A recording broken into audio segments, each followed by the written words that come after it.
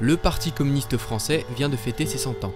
Ce centenaire a fait l'objet d'une célébration dans le monde militant, et même les médias s'y sont intéressés tant l'histoire des communistes français est riche.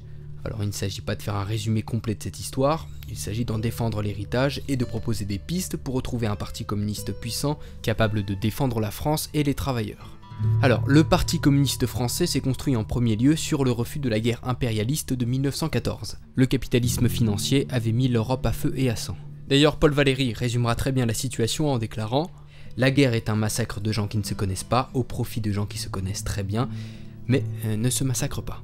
Face à la Grande Boucherie, l'ancêtre de l'actuel Parti socialiste, comme tous les partis socialistes européens, affilié à la Deuxième Internationale, sera partisane de l'Union sacrée, jusqu'au bout, sans jamais combattre la propagande de guerre. Et comme le dira Anatole France, on croit mourir pour la patrie, on meurt pour des industriels.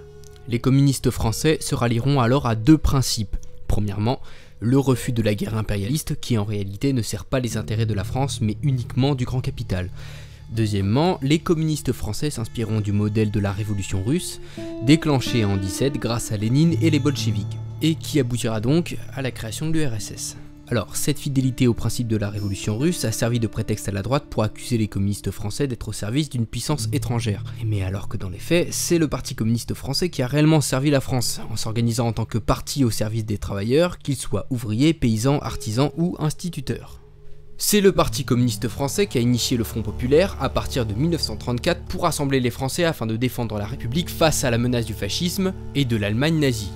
C'est aussi le Parti communiste français qui a appelé en premier à résister contre l'occupation allemande dès le 17 juin 1940 avec son dirigeant Charles Tillon, un jour avant De Gaulle lui-même. Dès juillet 1940, ses chefs Maurice Thorez et Jacques Duclos ont dénoncé le régime de Vichy comme illégitime. À la Libération, nous avons obtenu de grandes conquêtes sociales et on les doit pratiquement toutes au Parti communiste français. En 1946, la sécurité sociale créée par le ministre communiste du Travail, Ambroise Croizat, la nationalisation de l'énergie et la création d'EDF par le ministre communiste de l'Industrie, Marcel Paul, le droit de vote pour les femmes en 1944 qui est le fruit du combat de Fernand Grenier, député communiste qui a réussi à imposer cet amendement à l'Assemblée nationale. Ces conquêtes sociales ont été un progrès immense et une réelle avancée vers le socialisme et le pouvoir des travailleurs. Dans le même temps, le Parti communiste a longtemps structuré les luttes des travailleurs contre le capital. Il était organisé selon la conception léniniste du parti d'avant-garde, avec des cellules d'entreprises solidement implantées dans le monde du travail et des liens officiels avec la CGT, qui comptait à l'époque plusieurs millions d'adhérents et était dirigée par des cadres du PCF.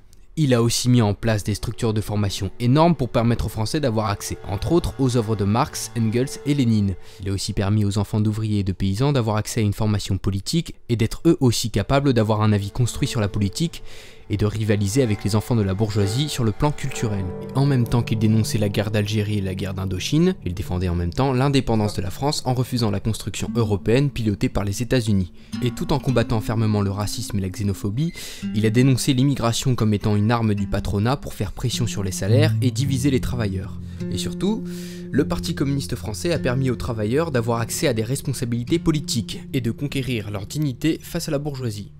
En 1946, l'Assemblée nationale comptait 18% d'ouvriers, dont la majorité étaient membres du Parti communiste. C'est le plus fort taux de l'histoire de France. Et à cette époque où les femmes commencent à peine dans la politique, le PCF leur permet de s'y investir. La majorité des 33 premières femmes élues à l'Assemblée nationale en 1945 sont membres du PCF, et en 1956, le PCF rassemble près de 80% des députés femmes. Et c'est aussi le seul parti politique qui a voté l'unanimité pour l'autorisation de l'avortement en 1974, permettant au projet de la loi Simone Veil d'être accepté. Alors, comment ce parti qui a défendu son peuple pendant des décennies en est arrivé à être affaibli à ce point aujourd'hui? Alors ça, c'est une question à laquelle il est impossible de répondre en quelques minutes. Par contre, il y a des éléments qui ne peuvent pas être ignorés. Le prolétariat français est actuellement en grande détresse à cause de la destruction de notre pays par le capitalisme en période de crise sanitaire. C'est aussi amplifié par l'explosion du communautarisme ainsi que de l'islamisme qui menace la cohésion de notre pays. Les travailleurs ont besoin d'un parti capable d'amener un discours porteur de rupture avec le capitalisme et ses institutions. Un parti également capable d'incarner la défense de la souveraineté nationale face à la mondialisation capitaliste et à l'Union européenne, ainsi que d'incarner la défense de la laïcité et de la République face aux ennemis islamistes, et dans le même temps, nous devons tenir notre rôle internationaliste pour pouvoir coopérer avec les autres partis communistes en lutte. D'ailleurs, c'est ce que le Parti communiste français a incarné pendant la majeure partie de son histoire. Mais ce discours à la fois marxiste et patriotique a été peu à peu abandonné. Pendant le mandat catastrophique de Robert Hue, Nous avons aussi abandonné l'ambition du parti d'avant-garde. Nous avons accepté de jouer un rôle secondaire à gauche en s'effaçant derrière le PS. Et surtout, on a accepté de dissoudre les cellules d'entreprise. Nous sommes devenus favorables à la construction européenne, alors que nous y avions toujours été opposés. Puis nous avons mis en avant les questions sociétales comme le féminisme, l'écologie ou la diversité, des thèmes certes intéressants, mais qui mal traités ont juste contribué à effacer la question sociale et la lutte des classes, qui sont pourtant à la base de ces problèmes sociétaux. On a aussi trop souvent laissé de côté l'internationalisme, par exemple sous Robert Hue. Nous avons participé à un gouvernement qui a bombardé la Yougoslavie dans les années 90 et plus tard nous avons aussi eu tendance à nous laisser influencer par la propagande anticommuniste, contre Cuba par exemple, ou d'autres pays ciblés par l'OTAN comme la Libye ou la Syrie. Là encore on ne peut pas s'empêcher de penser au congrès de Tours qui s'est organisé justement en réaction contre la guerre impérialiste. Depuis des années, la propagande de guerre anti-chinoise et anti-russe bat son plein dans tous les médias occidentaux et nous devons jouer notre rôle anti-impérialiste et éviter de nous laisser influencer par les médias dominants comme c'est trop souvent le cas depuis une vingtaine d'années. Mais, au dernier congrès du PCF, un événement historique a eu lieu.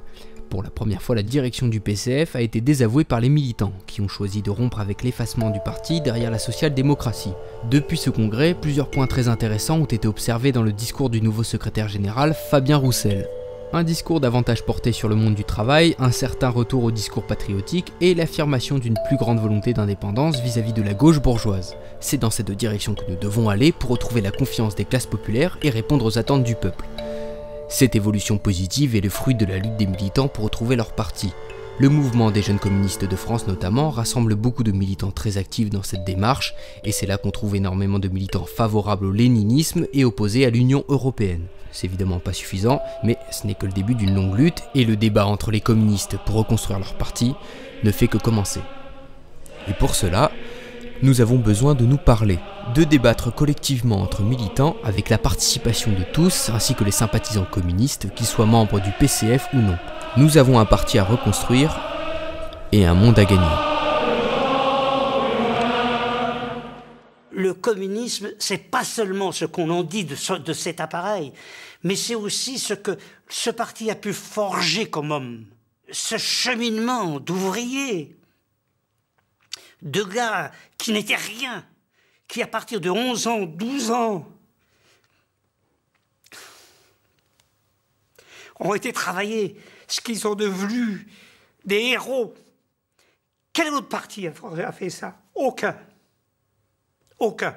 Seul le Parti communiste a été capable de former de tels hommes. Ça, c'est à son actif. Et ça, je ne peux pas le renier.